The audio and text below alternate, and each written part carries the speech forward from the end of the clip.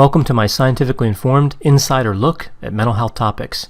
If you find this video to be interesting or helpful, please like it and subscribe to my channel.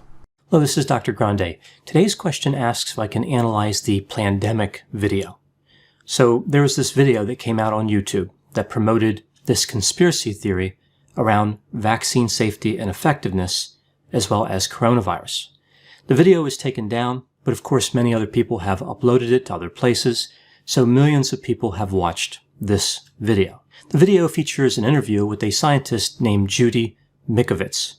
She makes a number of extraordinary claims during the video. I won't cover all of them, but I'll try to get through a few key statements here. So we see a classic anti-vaccination position espoused in this video. So we see these ideas like vaccinations are dangerous, people that promote them are just out for money, high-ranking government officials are in a conspiracy, they throw people who try to tell the truth in prison, and only anti-vaccination people can figure out what the evil people are up to. Now, Mikovits claimed that she was in prison for speaking out against the conspirators. So she tried to tell the truth, and they put her in prison. Her rights were violated. She did not receive due process. Evidence was planted in her house, and she was not allowed to call her 97 witnesses. This is what she says in the video. I'm not making that up. So what really happened here? Well, she was arrested for stealing lab notebooks, a computer, and some other materials. She was not convicted, therefore she maintains the presumption of innocence. But either way, the story that she promoted in this video was not true. Here we see that she is flipping the narrative, turning a negative into a positive.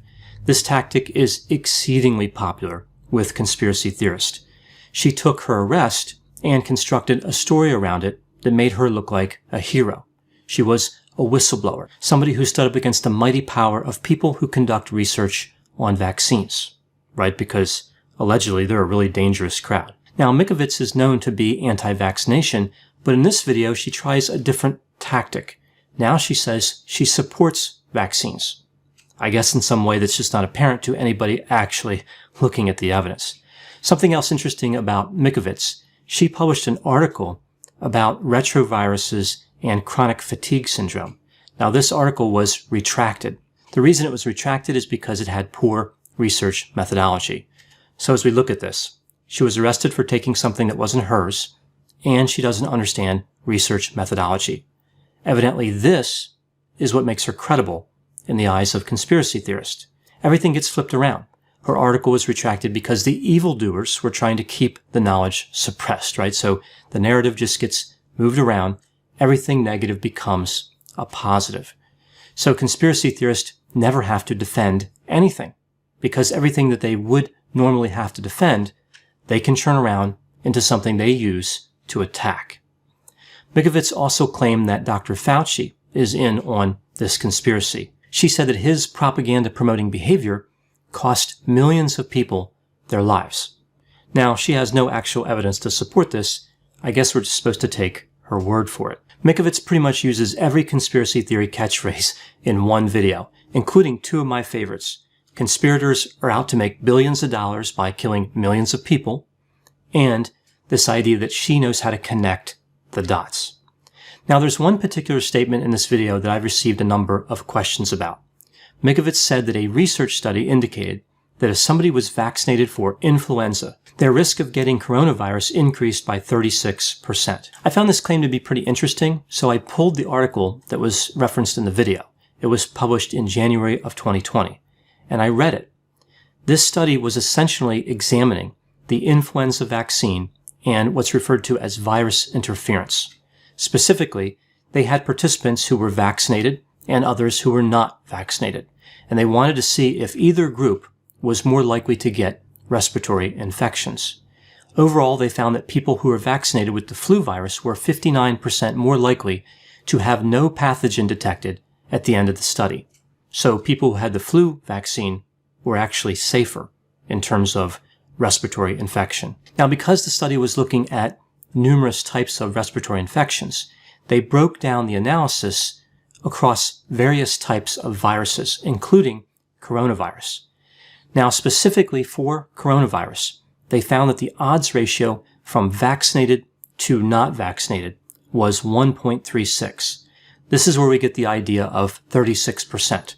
So again, the group that was vaccinated was at a 36% greater risk to get coronavirus. So technically, the finding was that if somebody had the vaccine, they were more at risk to get coronavirus, but that's not the end of the story.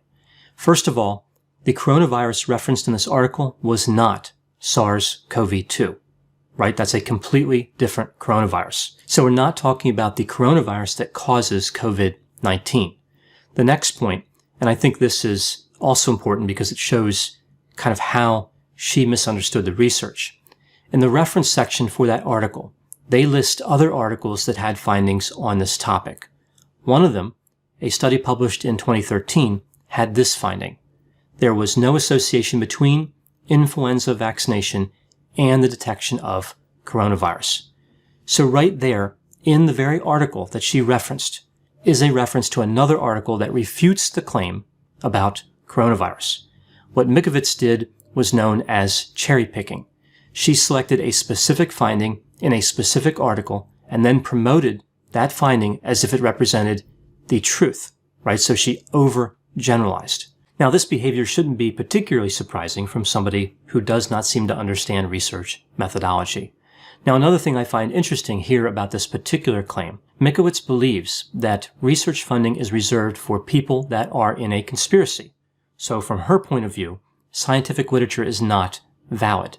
Yet, in an attempt to support her argument, she cites a study published in a peer-reviewed journal. I thought those studies were supposed to be inaccurate. I guess they're just inaccurate until she finds something in a study that supports her point of view. I think I understand now. I was able to connect the dots.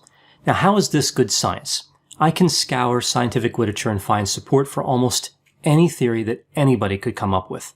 There's always going to be variability in findings. That's how data works. If I went into a city and selected a person who was a millionaire, would I then conclude that every person in that city was a millionaire? Now, sticking with that analogy, what Mikovits did was even worse. She would go into a city and talk to as many people as she needed to find one millionaire, and then say that everybody was a millionaire. The antidote to conspiratorial thinking is critical thinking.